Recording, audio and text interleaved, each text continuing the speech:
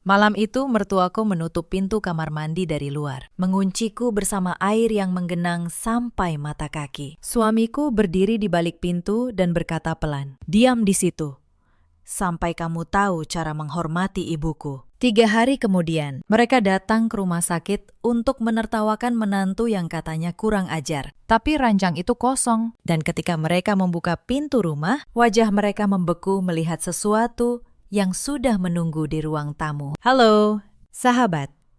Selamat datang kembali di kanal ini. Kursi sudah kusiapkan, secangkir teh hangat juga. Hari ini aku ingin menceritakan sebuah kisah tentang seorang perempuan yang terlalu lama mengira bahwa diam adalah bentuk kasih sayang. Kisah ini terinspirasi dari banyak peristiwa nyata. Namun, nama, tempat, dan rinciannya sudah diubah. Jika kamu pernah merasa kecil di rumah yang seharusnya melindungimu, mungkin kamu akan menemukan dirimu di sini. Tetaplah menemaniku sampai akhir, karena bagian terpenting selalu datang paling belakang. Namaku Lestari Maheswari, 31 tahun. Aku seorang apoteker, dan aku memiliki sebuah apotek kecil di pinggir kawasan Bintaro. Sudah 8 tahun aku berdiri di balik meja itu, menimbang obat, membaca resep, menenangkan orang yang ketakutan. Aku tahu nama setiap pelanggan tetapku. Aku tahu dosis yang aman dan dosis yang berbahaya. Tapi selama 3 tahun terakhir, aku lupa satu hal yang paling sederhana. Aku lupa menakar harga diriku sendiri. Aku tumbuh sebagai anak tunggal di sebuah keluarga sederhana di Salatiga. Ayahku seorang guru, ibuku menjahit di rumah. Mereka memberiku segalanya, termasuk sesuatu yang dulu kuanggap remeh, yaitu kebebasan untuk berkata tidak. Lalu aku bertemu Reza Adiwangsa. Dia datang ke apotiku suatu sore, mencari obat untuk ibunya yang katanya sakit. Dia sopan. Dia perhatian. Dia mengingat hal-hal kecil yang kusebut sambil lalu. 3 tahun lalu, di bawah lampu taman kota, dia berlutut dan berkata, "Lestari, aku akan menjadi tameng untukmu sampai napas terakhirku." Aku percaya setiap kata itu. Aku menikahinya. Meski orang tuaku diam-diam menahan air mata di hari pernikahan. Keluarga Adiwangsa tinggal di sebuah rumah besar di kawasan Kebayoran Baru. Rumah itu warisan, kata mereka.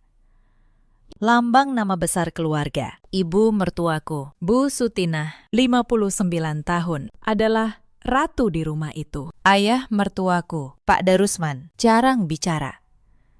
Hanya mengawasi dari sudut ruangan dengan tangan terlipat. Dan ada Wulan, adik ipar perempuanku, 27 tahun, yang setiap senyumnya selalu menyimpan sesuatu. Aku pindah ke rumah itu dengan koper dan harapan. Aku tidak tahu bahwa aku sedang memasuki sebuah penjara dengan dinding yang dicat ramah. Hari-hari pertama terasa wajar, lalu aturan-aturan mulai turun, satu persatu. Seperti hujan yang awalnya gerimis. Aku tidak boleh menutup pintu kamar di siang hari. Aku harus bangun pukul 5 untuk menyiapkan sarapan seluruh keluarga. Gajiku dari apotek harus disetor ke rekening yang dipegang Bu Sutinah. Katanya, untuk dikelola bersama. Aku menurut. Aku pikir itu pengabdian. Aku pikir cinta memang menuntut pengorbanan. Reza berubah perlahan. Begitu perlahan, sampai aku tidak sadar kapan tepatnya. Lelaki yang dulu mengingat hal-hal kecil, kini tidak mengingat apapun tentangku. Setiap kali ada gesekan,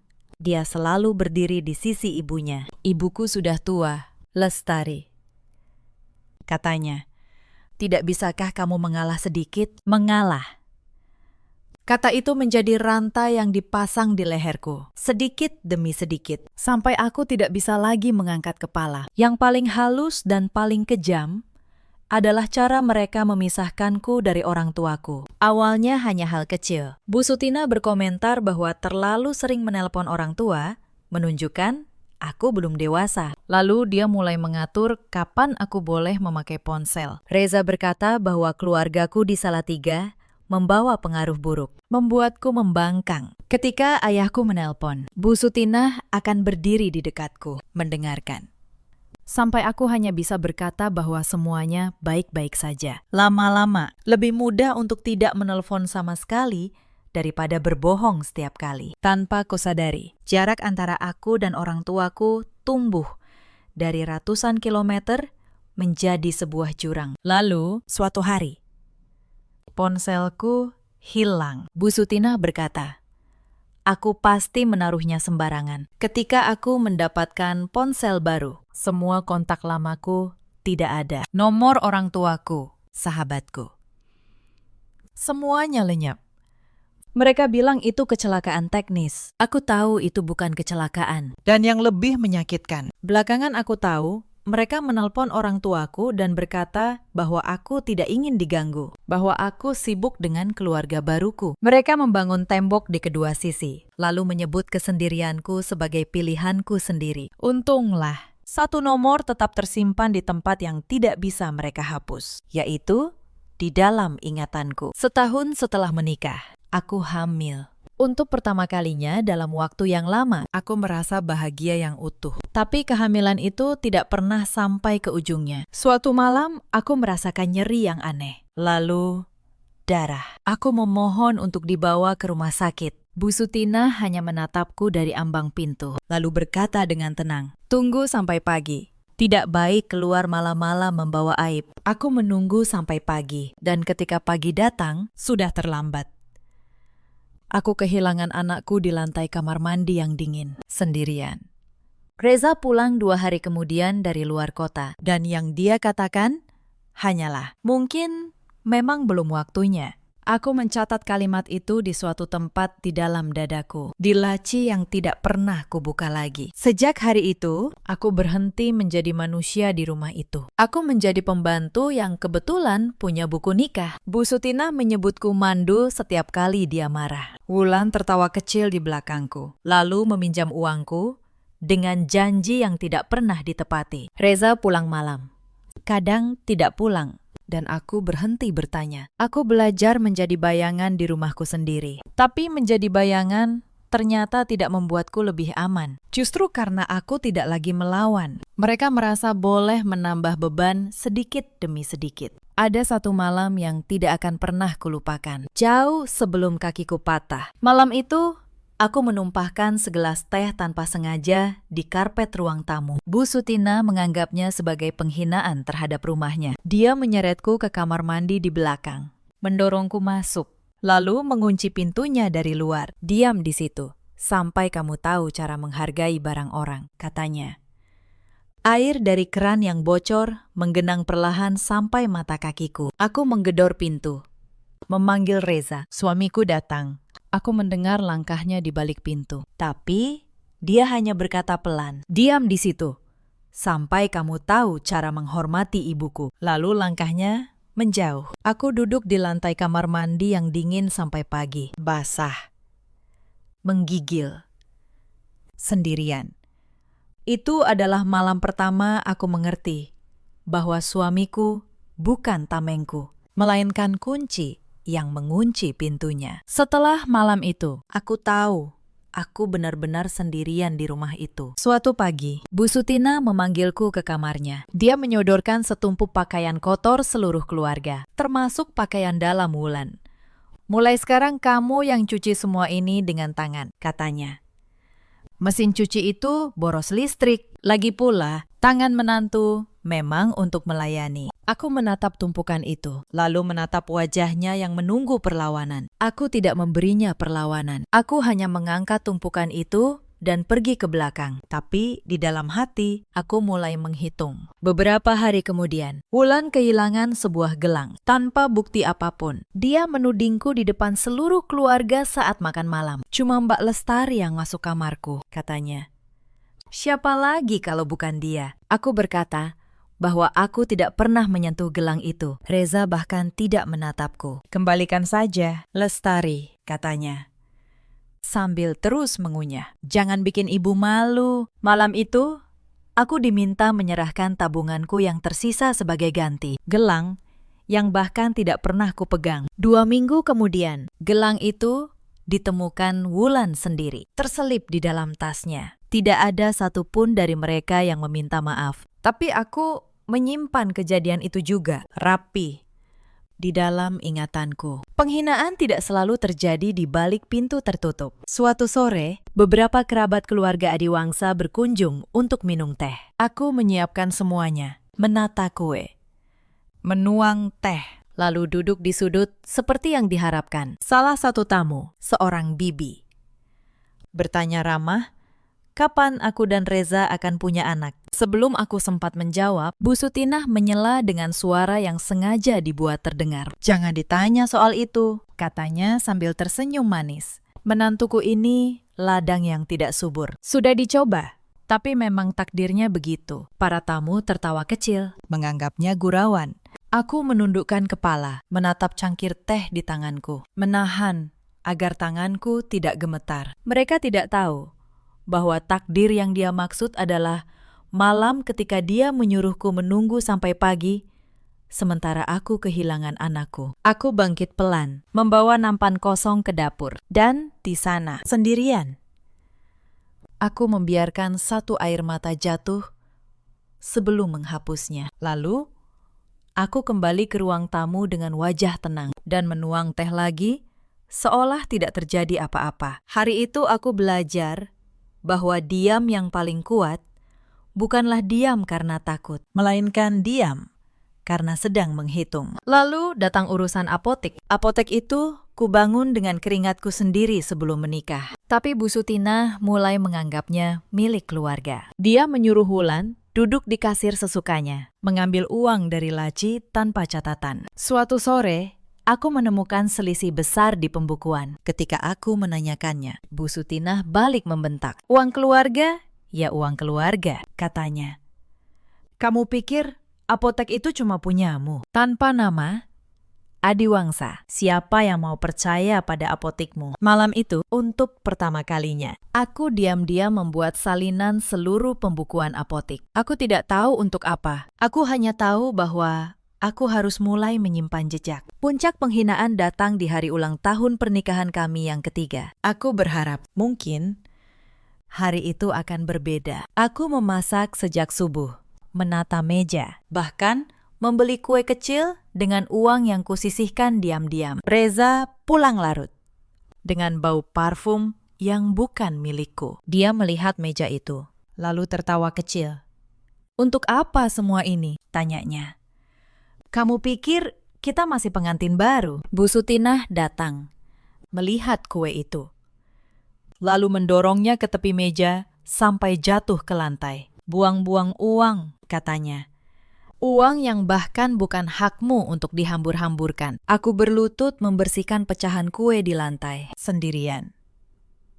Sementara mereka pergi ke ruang keluarga. Disitulah, sambil memunguti remah di lantai dingin, aku berhenti berharap. Dan ketika harapan pergi, yang tersisa adalah kejernihan. Saat itulah aku membeli kamera kecil dan menaruhnya di rak bumbu dapur. Aku berkata pada diriku sendiri bahwa itu hanya untuk membuktikan kepada diriku bahwa aku tidak gila, bahwa semua ini memang benar terjadi. Tapi jauh di dalam, aku tahu aku sedang menyiapkan sesuatu. Aku belum tahu kapan, belum tahu bagaimana. Aku hanya tahu bahwa suatu hari, semua jejak yang kukumpulkan diam-diam ini akan berguna. Tapi malam itu, aku tidak tahu.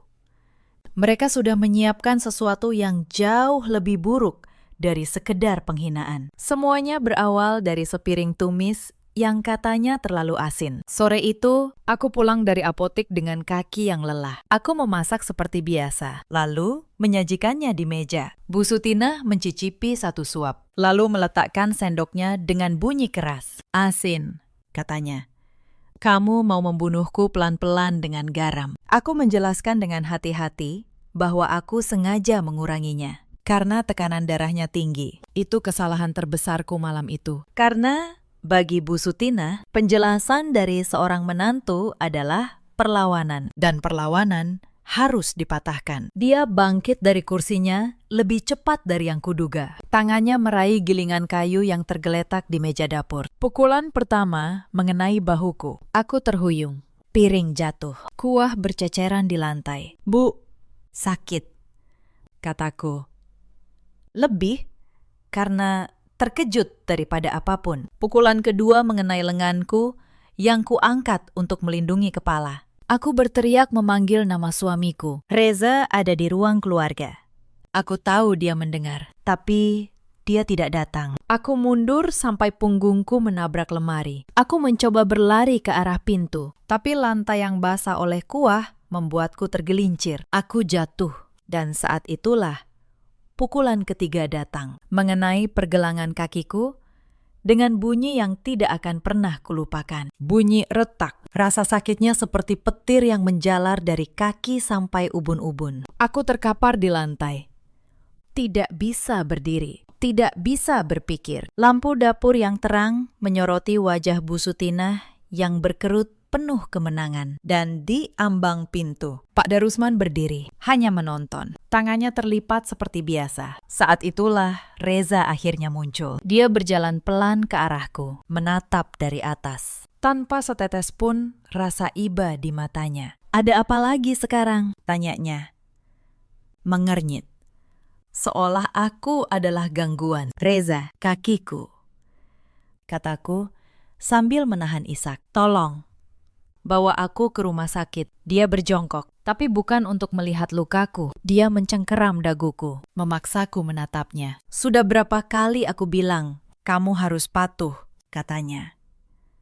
Suaranya tenang, dan itu jauh lebih menakutkan daripada teriakan. Lalu dia melepaskan daguku dan menyeka tangannya di celana, seolah baru menyentuh sesuatu yang kotor. Biarkan saja dia di lantai, Bu, katanya kepada ibunya. Besok pagi baru kita bawa ke rumah sakit. Anggap ini pelajaran. Mereka meninggalkanku di lantai dapur yang dingin sepanjang malam. Aku mendengar televisi dinyalakan di ruang keluarga. Aku mendengar tawa mereka bertiga bercampur suara ayam bakar yang baru diantar. Kaki kiriku membengkak sebesar 2 kali ukuran normal. Setiap detak jantung mengirim gelombang nyeri yang membuatku ingin pingsan. Aku berbaring di lantai itu dan menatap langit-langit dapur yang sudah kuhafal setiap retaknya. Aku memikirkan ibuku, ratusan kilometer jauhnya, yang mungkin sedang menjahit di bawah lampu kuning di ruang tamu kami yang lama. Aku memikirkan diriku yang 3 tahun lalu, gadis yang tertawa lepas, yang percaya bahwa cinta cukup untuk menahan segala badai. Aku ingin menangisi gadis itu, tapi air mataku sudah habis di malam-malam sebelumnya. Yang tersisa hanyalah satu pertanyaan yang berputar pelan di kepalaku. Sampai kapan? Sampai tulang berikutnya yang patah. Sampai aku tidak lagi bangun dari lantai dapur ini. Dan di tengah dingin yang menusuk itu, sebuah jawaban datang. Sejernih air. Tidak. Tidak akan ada tulang berikutnya. Malam ini adalah yang terakhir aku berbaring di lantai sambil memohon belas kasihan yang tidak akan pernah datang. Aku merangkak sedikit demi sedikit menuju dinding, menyandarkan punggungku, dan menutup mata. Di malam itu, di antara rasa sakit dan dingin, sesuatu di dalam diriku patah lebih dalam daripada tulang. Tapi sesuatu yang lain, untuk pertama kalinya, justru mengeras. Aku berhenti menangis. Aku mulai berpikir. Pagi datang, dan mereka membawaku ke rumah sakit seperti membuang sampah yang sudah terlalu lama disimpan. Reza bicara kepada perawat dengan nada yang dilatih. Istri saya jatuh di kamar mandi, katanya. Lantainya licin. Dia memang ceroboh. Aku diam. Aku membiarkan dia berbohong. Karena untuk pertama kalinya, aku mengerti bahwa kebohongan mereka adalah bukti. Asalkan ada yang mencatatnya. Dokter yang menanganiku bernama Dr. Hartono, lelaki paruh baya dengan mata yang teliti. Dia memeriksa kakiku lama sekali, lalu menatapku. Lalu menatap Reza, lalu kembali menatapku. Dia tahu, aku bisa melihat dari caranya menahan kalimat di ujung lidahnya. Reza dan ibunya pulang setelah memastikan aku tidak akan kemana-mana. Kami jenguk lagi nanti, kata Bu Sutinah sambil tersenyum kepada perawat. Kasihan. Menantuku ini memang lemah. Begitu pintu tertutup, ruangan menjadi sunyi. Lalu, Dr. Hartono kembali masuk tanpa rombongannya dan menutup pintu pelan. Nyonya Lestari, katanya dengan suara rendah. Pergelangan kaki kiri Anda patah di 2 titik. Pola lukanya tidak konsisten dengan terpeleset di kamar mandi. Aku menatapnya. Saya tahu. Dokter, kataku. Apa Anda ingin saya catat apa adanya di rekam medis? Tanyanya. Untuk pertama kalinya dalam 3 tahun, ada seseorang yang menawariku kebenaran. Catat semuanya. Dokter, kataku. Setiap memar lama, setiap bekas, setiap hal yang tidak cocok dengan cerita, terpeleset itu. Saya juga ingin meminta visum. Lanjutku. Dan jika memungkinkan, evaluasi untuk kemungkinan kecacatan permanen. Dr. Hartono diam sejenak, lalu mengangguk. Patah ganda pada pergelangan seperti ini, katanya. Bahkan dengan operasi yang berhasil, berisiko meninggalkan gangguan jalan permanen. Saya akan mendokumentasikan semuanya. Tapi, Nyonya, ada satu hal. Apa itu? Tanyaku. Kasus seperti ini sulit dibawa ke pengadilan jika tidak ada bukti yang kuat, katanya. Mereka akan bilang, Anda jatuh. Suami Anda akan bilang, dia tidak tahu apa-apa. Aku tersenyum. Senyum yang membuat Dr. Hartono sedikit ragu. Itulah kenapa saya butuh bukti yang tidak bisa dibantah. Dokter, kataku. Dan saya akan mengumpulkannya satu persatu. Malam pertama di rumah sakit. Aku berkenalan dengan seorang perawat muda bernama Sari. Dia mengganti infusku dengan tangan yang lembut. Lalu duduk di tepi ranjang ketika kami sendirian. Bu, katanya ragu. Boleh saya cerita sesuatu? Aku mengangguk. Tetangga ibu yang mengantar tadi pagi. Ibu yang tinggal sebelah rumah keluarga suami ibu, katanya. Dia menitip pesan. Katanya, dia sudah lama mendengar teriakan dari rumah itu. Beberapa kali dia mau menelpon polisi, tapi ibu mertua ibu memakinya dan menyuruhnya tidak ikut campur. Aku menahan napas. Dia merasa bersalah. Lanjut Sari. Dia bilang, kalau ibu butuh saksi, dia bersedia. Saksi. Sebuah kata kecil yang malam itu terasa seperti pegangan tangan di tengah jurang. Setelah Sari pergi, aku membuka ponselku. Daftar kontakku hampir kosong. Mereka sudah membuatnya begitu selama 3 tahun. Tapi ada satu nomor yang masih kuhafal di luar kepala. Nomor yang kupikir tidak akan pernah berani kutekan lagi. Telepon berdering 5 kali sebelum seseorang mengangkat. Halo, suara ibuku. Serak. Setengah mengantuk. Sedikit waspada pada nomor tak dikenal. Bu, kataku. Dan suaraku langsung pecah. Ini Lestari. Di seberang sana, aku mendengar tarikan napas dalam. Lalu isak yang ditahan. Lestari, kamu di mana? Suara ibuku gemetar. Hampir setengah tahun tidak ada kabar. Keluarga Adiwangsa bilang, kamu kabur dengan laki-laki lain. Ayahmu hampir sakit memikirkanmu. Jadi itu yang mereka katakan. Mereka memutus aku dari orang tuaku. Lalu memfitnah agar tak seorang pun mencariku. Bu, dengarkan aku, kataku. Mencoba menjaga suara tetap tenang. Aku jadi korban kekerasan. Mereka mematahkan kakiku. Aku sekarang di rumah sakit. Apa? Suara ibuku meninggi. Di rumah sakit mana? Ayah dan ibu kesana sekarang juga. Jangan, kataku cepat. Belum sekarang. Aku punya rencana dan aku butuh bantuan kalian untuk menjalankannya. Tapi mereka tidak boleh tahu kita sudah berhubungan. Hening sejenak. Lalu aku mendengar suara ayahku mengambil alih telepon. Nares, katanya. Memakai nama kecil yang dulu selalu dia pakai. Ini ayah. Katakan rencanamu, apapun itu. Kami mendukungmu tanpa syarat. Air mataku akhirnya jatuh. Tapi kali ini bukan air mata kalah. Selama 3 tahun, atas nama sesuatu yang kusebut cinta. Aku telah menyakiti 2 orang yang paling mencintaiku. Dan mereka tetap di sini, menungguku pulang. Pertama, kataku, menyeka mata. Aku butuh pengacara yang paling ahli dalam kasus kekerasan dalam rumah tangga dan pembagian harta. Tapi jangan sampai keluarga Adiwangsa tahu kalian yang menyewanya. Ayah punya teman lama, seorang pengacara, kata ayahku. Dia akan menghubungimu diam-diam. Kedua, lanjutku. Aku butuh kalian membantu mengumpulkan beberapa hal. Aku merinci satu persatu. Bukti aset milikku sebelum menikah. Rekening koran atas namaku. Tempat seluruh gajiku selama ini disetor. Dan yang paling penting, rekam medis keguguranku setahun lalu. Dari klinik yang akhirnya menerimaku pagi itu. Terlambat. Keguguran itu. Suara ayahku bergetar menahan amarah. Disengaja. Aku tidak bisa membuktikan niatnya, kataku jujur. Tapi mereka menundaku semalaman. Dan ibu mertuaku bilang, lebih baik begitu. Karena dia tidak yakin anak itu benar-benar keturunan keluarga Adiwangsa. Aku mendengar ayahku mengumpat pelan dan ibuku menangis di latar belakang. Ketiga, kataku, aku butuh tempat tinggal rahasia setelah keluar dari rumah sakit. Mereka tidak boleh menemukanku. Nares, pulang saja. Ibuku mengambil telepon. Suaranya basah. Pulang ke kami. Aku akan pulang, Bu, kataku.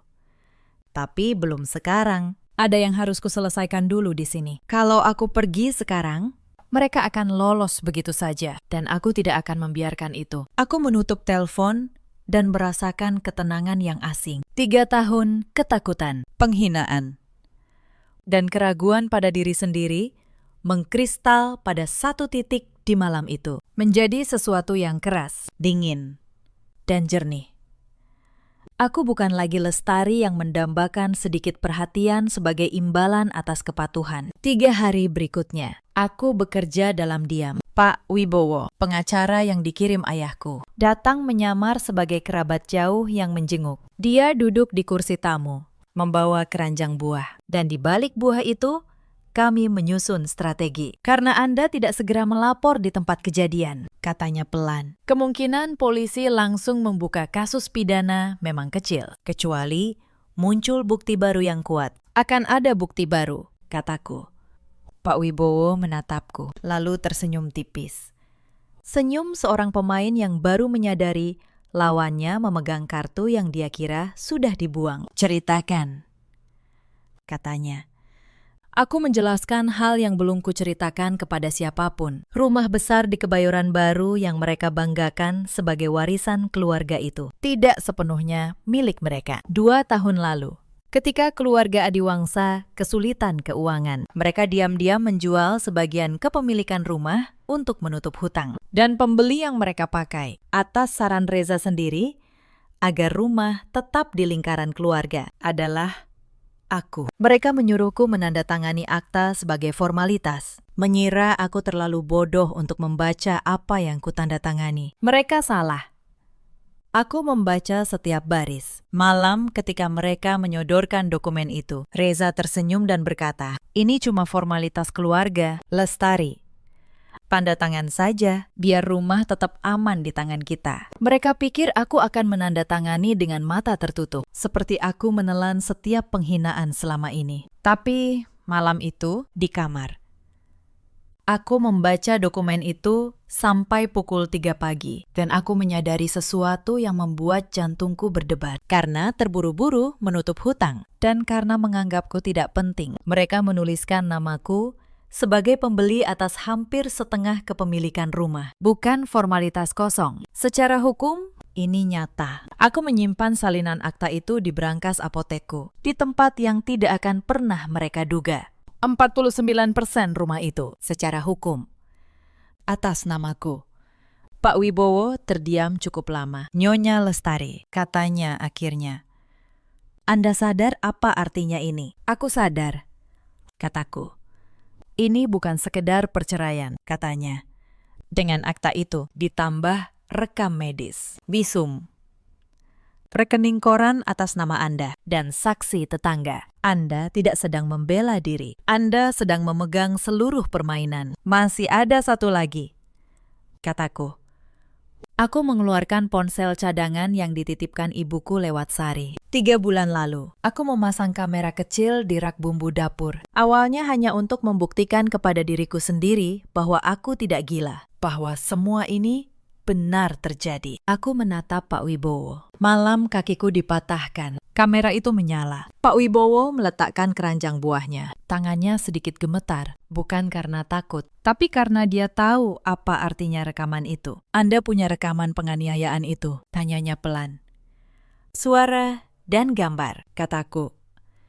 Lengkap dengan kalimat suamiku yang menyuruh membiarkan aku di lantai sebagai pelajaran. Lengkap dengan ayah mertuaku yang berdiri menonton tanpa berbuat apa-apa. Untuk pertama kalinya sejak menikah, aku merasakan sesuatu yang sudah lama hilang. Bukan dendam, bukan amarah, tapi tanah yang kokoh di bawah kakiku. Meski salah satunya kini bersangga besi. Sekarang, kataku kepada Pak Wibowo, kita susun ulang. Bukan untuk membalas, tapi untuk memastikan tidak ada perempuan lain yang masuk ke rumah itu dan diperlakukan seperti aku. Sementara aku menyusun semuanya. Keluarga Adiwangsa hidup tanpa rasa cemas sedikit pun. Mereka mengira aku terbaring lemah, menunggu mereka menjemput dan membawaku pulang untuk dihukum lebih lanjut. Wulan bahkan mengirim pesan, "Mbak, kapan pulang? Ibu sudah pesan kamu bersihkan gudang minggu depan." Aku tidak membalas. Aku membiarkan diam itu bekerja untukku. Karena setiap hari mereka tidak curiga. Adalah satu hari lagi bagiku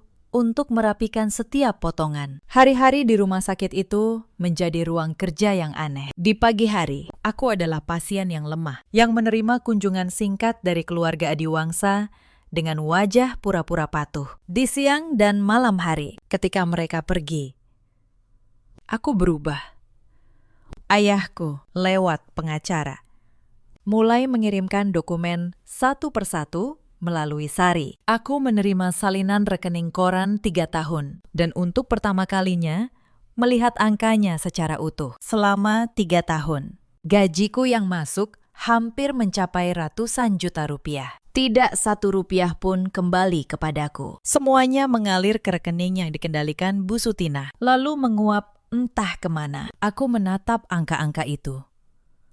Dan untuk pertama kalinya, kemarahanku punya bentuk yang bisa dihitung. Lalu datang rekam medis keguguranku. Dari klinik yang menerimaku terlambat setahun lalu. Membaca catatan itu jauh lebih sakit daripada patah tulangku. Di sana tertulis dengan dingin, keterlambatan penanganan menyebabkan pendarahan yang seharusnya bisa dicegah. Aku menutup map itu dan duduk lama dalam diam. Anakku, untuk sesaat, aku hampir kehilangan ketenangan yang sudah susah payah ku bangun. Tapi aku menarik napas dalam-dalam dan kuubah rasa sakit itu menjadi bahan bakar. Aku berjanji pada diriku dan pada anak yang tidak sempat kupeluk bahwa kali ini aku tidak akan diam. Sari, perawat muda itu, menjadi sekutu yang tak kuduga. Dia membantu menghubungkan aku dengan tetangga yang bersedia menjadi saksi. Dia menjaga ponsel cadanganku ketika keluarga Adiwangsa datang menjenguk. Suatu malam dia bertanya, "Bu,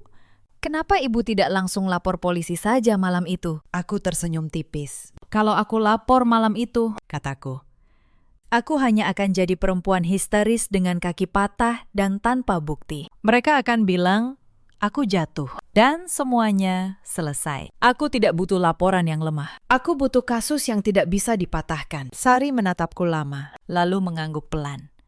"Ibu menakutkan," katanya.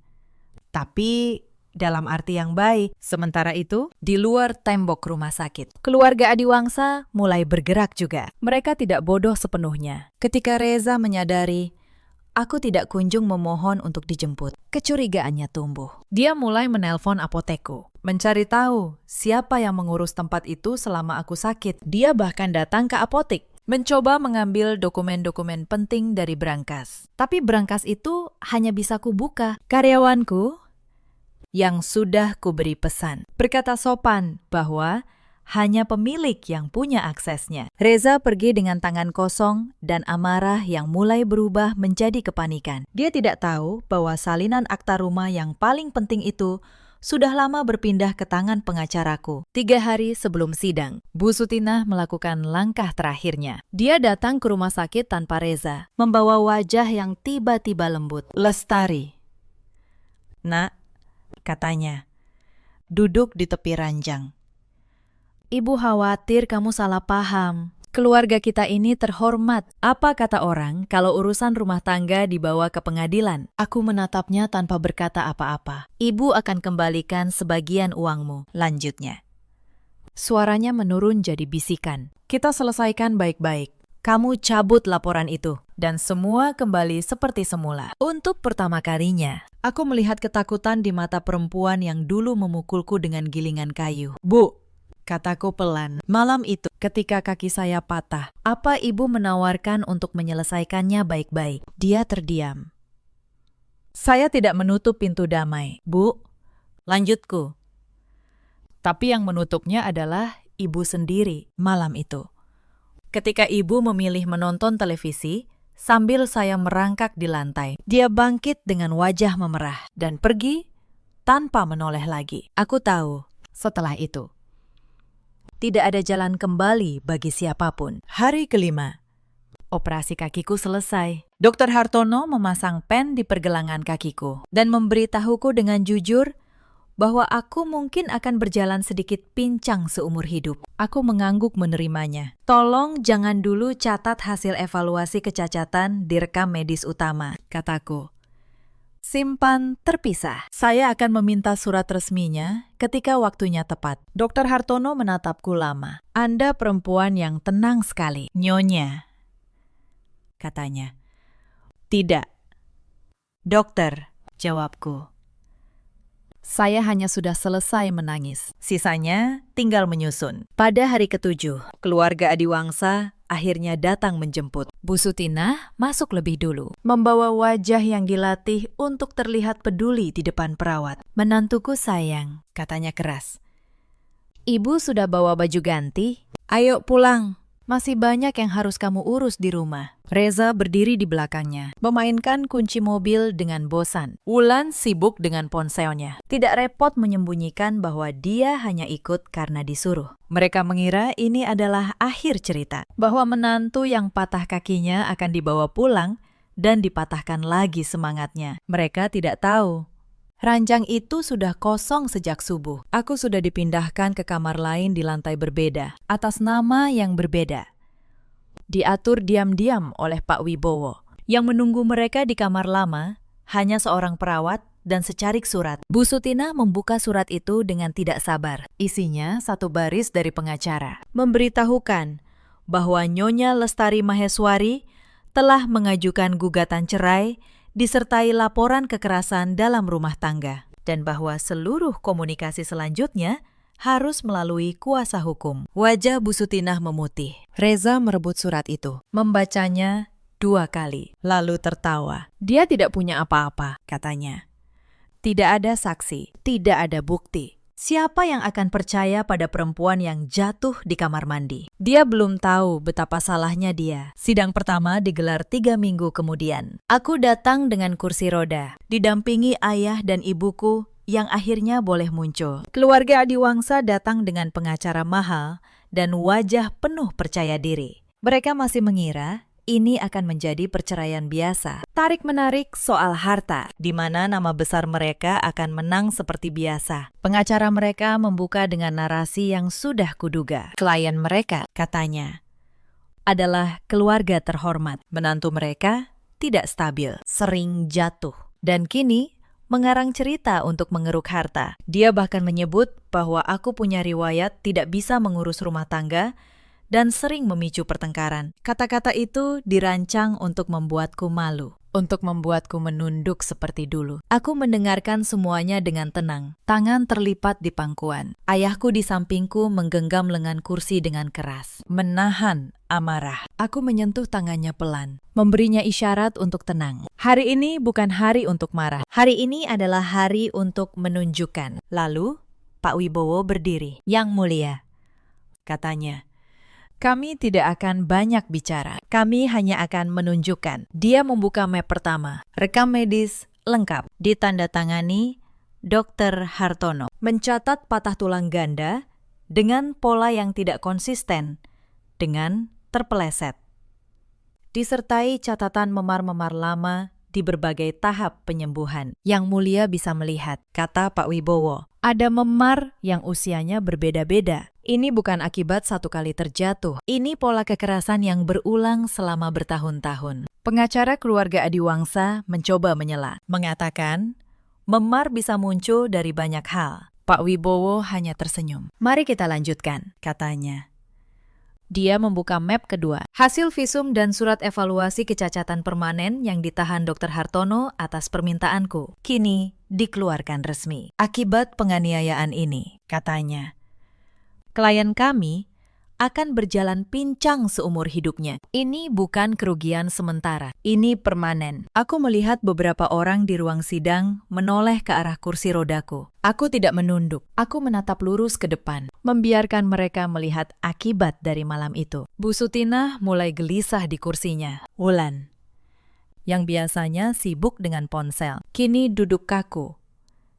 Wajahnya mulai pucat. Dia membuka map ketiga, rekening koran 3 tahun, membuktikan seluruh gajiku disetor ke rekening yang dikendalikan Bu Sutinah, tanpa pernah kembali sepeser pun kepadaku. Selama 3 tahun, kata Pak Wibowo.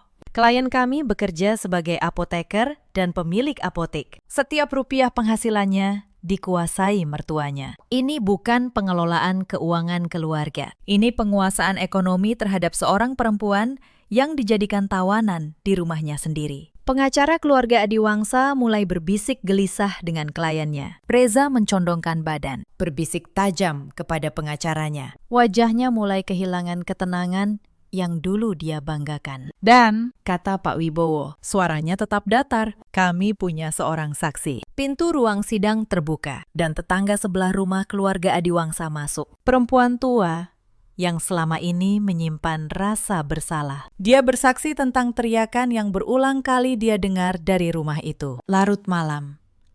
Selama bertahun-tahun, dia bersaksi tentang malam ketika dia ingin menelpon polisi, dan bagaimana Bu Sutinah memakinya di depan pagar agar tidak ikut campur urusan keluarga orang. Suaranya bergetar ketika dia berkata, "Saya menyesal tidak menelpon polisi malam itu. Kalau saja saya berani, mungkin kaki perempuan ini tidak akan patah." Wajah Bu Sutinah berubah menjadi abu-abu. Reza menggenggam pinggiran meja sampai buku-buku jarinya memutih. Tapi Pak Wibowo belum selesai. Yang terakhir, Yang Mulia, katanya, izinkan kami memutar sebuah rekaman. Layar di ruang sidang menyala, dan di sana, untuk pertama kalinya di depan banyak orang, malam itu terulang. Suara gilingan kayu menghantam, suara retakan, suaraku memohon, lalu suara Reza, jernih dan tenang. Biarkan saja dia di lantai. Bu, anggap ini pelajaran. Dan di sudut layar, sosok Pak Darusman yang berdiri menonton dengan tangan terlipat. Ruang sidang sunyi total. Yang terdengar hanya suara Bu Sutinah yang akhirnya, untuk pertama kalinya, kehilangan kata-kata. Pengacara mereka meminta jeda. Tidak ada jeda yang bisa menyelamatkan apa yang baru saja dilihat semua orang. Reza menoleh kepadaku. Dan untuk pertama kalinya dalam 3 tahun, aku melihat rasa takut di matanya. Lestari, bisiknya, mencoba menjangkauku. Kita bisa bicara baik-baik. Kamu istriku. Aku menatapnya dengan tenang. Aku ingat lelaki yang dulu berlutut di bawah lampu taman, yang bersumpah menjadi tamengku. Aku mencari sisa lelaki itu di wajah yang kini pucat ketakutan di depanku. Tidak ada. Mungkin memang tidak pernah ada. Aku memberimu 1 malam untuk membawaku ke rumah sakit, kataku. Kamu memilih ayam bakar dan film perang. Sekarang giliranmu menunggu di lantai, Reza. Tapi lantai yang ini namanya pengadilan. Dia membuka mulut untuk berkata sesuatu, lalu menutupnya kembali. Tidak ada lagi yang bisa dia katakan. Aku memutar kursi rodaku, dan dengan bantuan ayahku, aku meninggalkan ruangan itu. Meninggalkan mereka dengan keruntuhan yang mereka bangun sendiri. Batu demi batu, selama bertahun-tahun. Putusan tidak datang dalam 1 hari, tapi arahnya sudah jelas bagi semua orang di ruangan itu. Gugatan ceraiku dikabulkan. Laporan kekerasan dalam rumah tangga diteruskan ke jalur pidana, dengan rekaman dan visum sebagai bukti utama. Bu Sutinah dan Reza menghadapi proses hukum atas penganiayaan. Pak Darusman, yang hanya berdiri menonton, harus menjawab Mengapa dia membiarkan semuanya terjadi di bawah atapnya? Dan ketika persoalan harta dibuka, akta itu muncul ke permukaan. 49% rumah besar di Kebayoran Baru, kebanggaan keluarga Adiwangsa. Secara hukum, milikku. Kabar itu menyebar cepat di lingkaran mereka. Nama besar yang selama ini mereka pakai untuk merendahkanku, kini menjadi beban yang mereka seret kemana-mana. Bu Sutinah, yang dulu berjalan dengan dagu terangkat di setiap acara keluarga, kini menghindari pandangan tetangga. Proses pidana atas penganiayaan berjalan, dan meski hukumannya tidak seberat yang sebagian orang harapkan, catatan itu menempel selamanya pada namanya. Perempuan yang dulu menyebutku mandul dan tidak berguna, kini dikenal sebagai mertua yang mematahkan kaki menantunya sendiri. Karma tidak selalu datang dengan petir. Kadang dia datang pelan, sebagai nama baik yang runtuh sedikit demi sedikit, sampai tidak ada yang tersisa untuk dibanggakan. Reza kehilangan lebih dari sekedar pernikahan. Setelah rekaman itu beredar di ruang sidang, kisahnya menyebar. Rekan-rekan kerjanya menjauh. Lelaki yang dulu bersumpah menjadi tamengku, kini tidak punya siapapun yang mau berdiri di belakangnya. Dia mencoba menjual bagiannya atas rumah untuk menutup biaya hukum.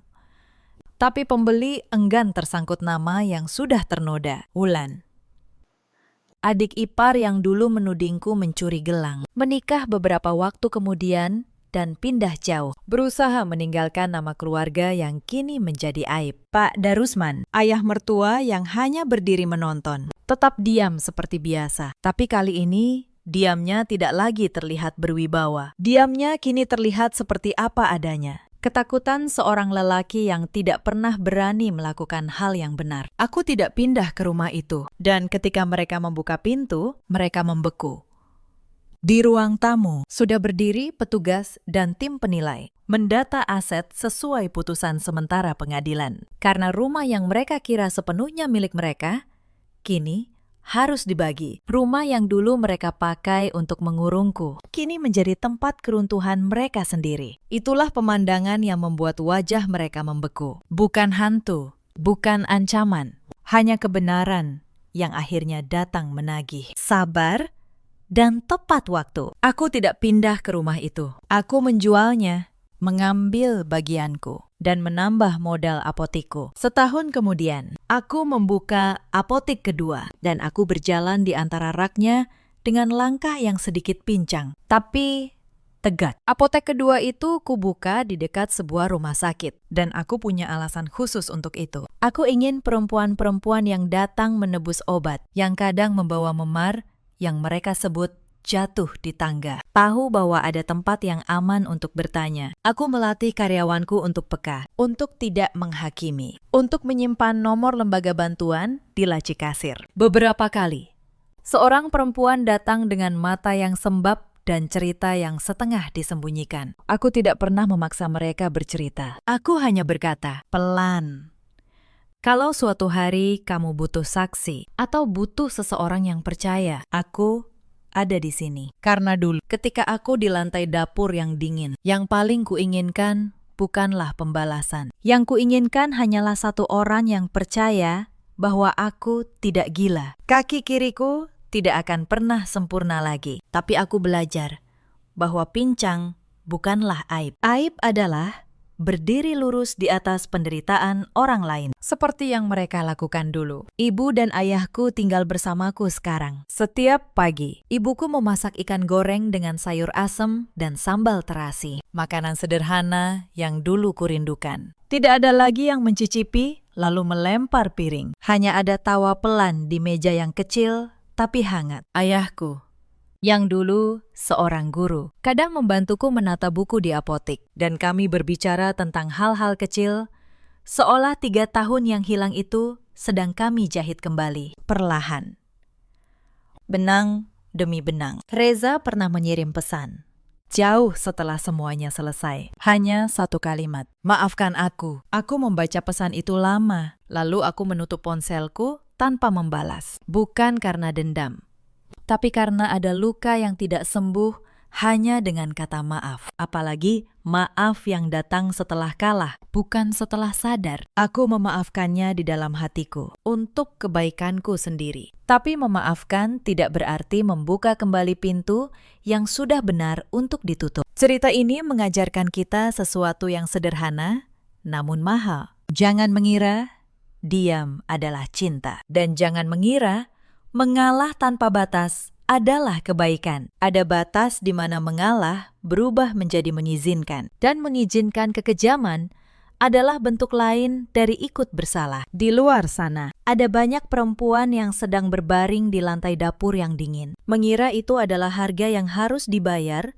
untuk sebuah keluarga. Aku ingin kalian tahu, keluarga yang sejati tidak pernah meminta tulangmu sebagai tanda kesetiaan. Di luar sana, ada juga banyak suami seperti Reza yang memilih kenyamanan diri di atas keselamatan istrinya, lalu menyebutnya pelajaran. Dan ada pula para ibu mertua yang takut kehilangan kendali, lalu menyebut kendali itu sebagai kasih sayang. Tapi di luar sana juga ada orang tua yang menunggu, pintu yang masih terbuka, dan hidup kedua yang menanti untuk dimulai. Dalam hidup, kita selalu punya pilihan. Bahkan ketika kita merasa tidak punya apa-apa, aku memilih untuk berhenti menangis dan mulai menyusun. Mungkin kamu sedang berdiri di depan pilihan yang sama hari ini. Jika kamu punya kisah, ceritakanlah di kolom komentar. Karena mungkin ada seseorang di luar sana yang sedang menunggu keberanianmu untuk menemukan keberaniannya sendiri. Terima kasih sudah menemaniku sampai akhir. Sampai jumpa di kisah berikutnya. Dan ingatlah, kamu berhak atas rumah yang tidak menyakitimu.